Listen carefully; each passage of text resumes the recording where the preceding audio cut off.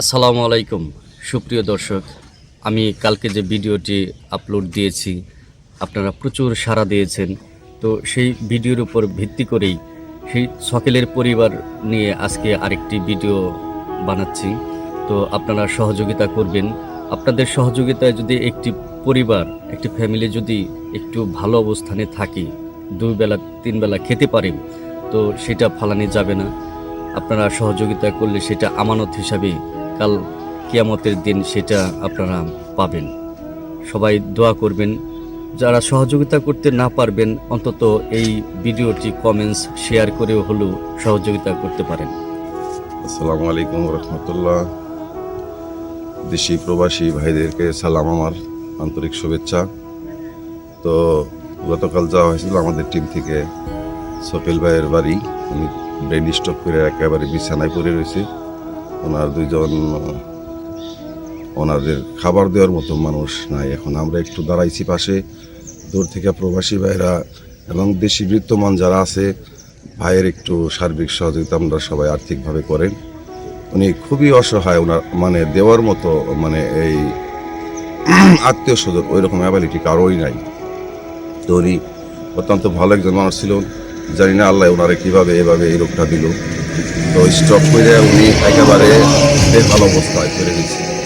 তো দেশবাসী সবার কাছে আমার আকুল আবেদন, বিশেষ করে প্রবাসী বাইরে একটু দেয় বেশি, ও সবাই জানি একটু সাহায্যের হাত বাড়িয়ে দেয়। আসসালামু আলাইকুম। ধন্যবাদ আনোয়ারকে। এবার এই সকেলের পরিবার, সে তার চিকিৎসা এবং তার বাচ্চা, তার বউ কি খাচ্ছে সব কিছু নিয়ে লিটন কিছু বলো। আসসালামু আলাইকুম, ভালো আছেন আপনারা? আসলে রাখাল যে ভিডিওটা কালকে পাঠাইছে, কেউ দেখছে কেউ দেখে নাই। আপনারা দেখার জন্য সবাই শেয়ার, কমেন্ট এগুলো করেন, মানুষের যেন আরও দেখতে পারে, মানুষের আরও হৃদয়টারে জানি আরও নরম করে, তার জন্য মানে কোনো সার্বিক সহযোগিতা করার জন্য টাকা পয়সা অবশ্যই আসবে, কারণ ভালো কাজের জন্য অবশ্যই আসবে। আপনারা সবাই যে যেখানে আছেন সেখান থেকে মানে যতটুকু সম্ভব অতটুকু ব্যবস্থা করে দিয়ে, এই বিকাশ নাম্বার আছে, যোগাযোগ করবেন রাখালের সাথে, কারণ এই টাকা ফালানো যাবে না। আমি আনোয়ারকে বলছি কালকে যে আমাদের ফ্যামিলির জন্য তো আমরা সব কিছুই করতেছি, আমরা কিছু গরিব দুঃখীদের জন্য কিছু করতে চাই। আনোয়ার রাজি হইলো, বললো যে হ্যাঁ আমি যাবো, ইচ্ছা আছে। শত ব্যস্ততার ভিতরেও আনোয়ারও বললো যে না, আমি তোমাদের সাথে থাকতে চাই। আর কি লাগে, এই তো এভাবে এক এক করে আমাদের কি করতে হবে, সামনের কাজগুলো করতে হবে।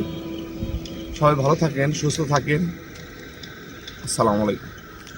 আচ্ছা, ধন্যবাদ বন্ধু লিটনকে। জাহিদ কিছু বলবা?